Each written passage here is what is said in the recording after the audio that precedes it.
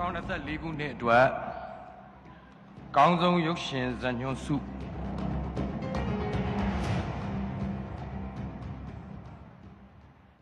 တိမ်ပကြီးဇက်ကအဲတီရီကိုပါခင်ဗျ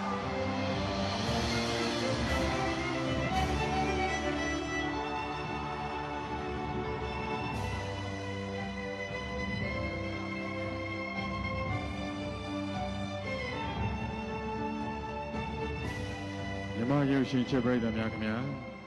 Brave Empire ရုပ်ရှင်ထုတ်လုပ်ရေးကရိုက်ကူးတဲ့တိမ်ပကြီးဇက်ကားဟာ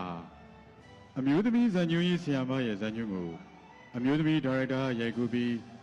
အဓိကဇာတ်ဆောင်အမျိုးသမီးရဲ့တရုပ်ဆောင်မှုတွေကြောင့်အမျိုးသမီးတို့ရဲ့ခံစားချက်အစစ်မှန်ကို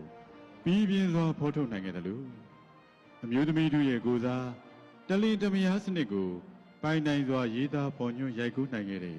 ဇက်ကားကောင်းတကားဖြစ်ပါတယ်ဇက်ကားကောင်းတကားဖြစ်ဖို့ဇညွှန်းကောင်းမှုအဓိကလိုအပ်ပါတယ်။အေဒီဒီကိုရဲ့ထိမိပြည်ပြင်းတဲ့ဇညွှန်းကြောင့်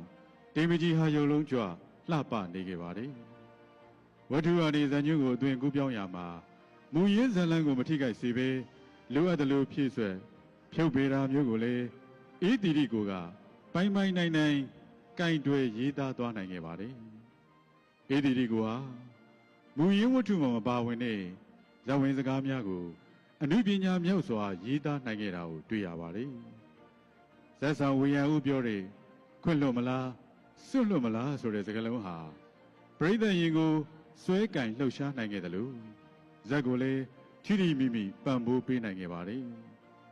။အိမ်တော်ခွဲဇလန်းတွေမှာပြောရပြောစဉ်စကားလုံးများမဟုတ်ဘဲကိုယ့်ကိုမတရားအနိုင်ကျင့်ခံရလို့ကိုယ်ကပြန်ပြီးလက်စားချေတာမျိုးမလုပ်ချင်ပါဘူးဆိုတဲ့စကားမျိုး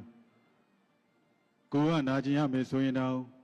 မောင်းကိုဒဏ်ရာမရစေချင်ဘူးစတဲ့စကားတွေဟာပရိသတ်ရင်ကိုထိခတ်လှုပ်ရှားစေနိုင်အောင်ရေးသားနိုင်ခဲ့ပါတယ်။ဖောက်ပြန်တဲ့အခန်းတွေကိုရေးသားရမှာလေအိယာဘဝအခန်းတွေကိုတတ်နိုင်သမျှမပြဘဲဖောက်ပြန်မှုကိုပေါ်လွင်အောင်ရေးသားဖော်ညွှန်းသွားတာဟာ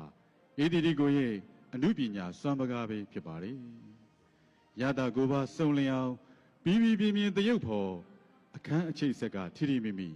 ပြောင်မြောက်တဲ့စကားလုံးတွေနဲ့ပရိသတ်ရင်ကိုလှုပ်ခတ်တက်ဆွမ်းတဲ့အနုပညာနဲ့ဇက်ကိုလှပအောင်ဖန်တီးရှုမကြီးအောင်ရေးသားဖော်ညွှန်းနိုင်ခဲ့လို့2024ခုနှစ်ရဲ့အကောင်းဆုံးရုပ်ရှင်ဇာတ်ညွှန်းဆုကိုအေဒီဒီကိုအားရွေးချယ်ချီးမြှင့်ခဲ့ခြင်းပဲဖြစ်ပါတယ်။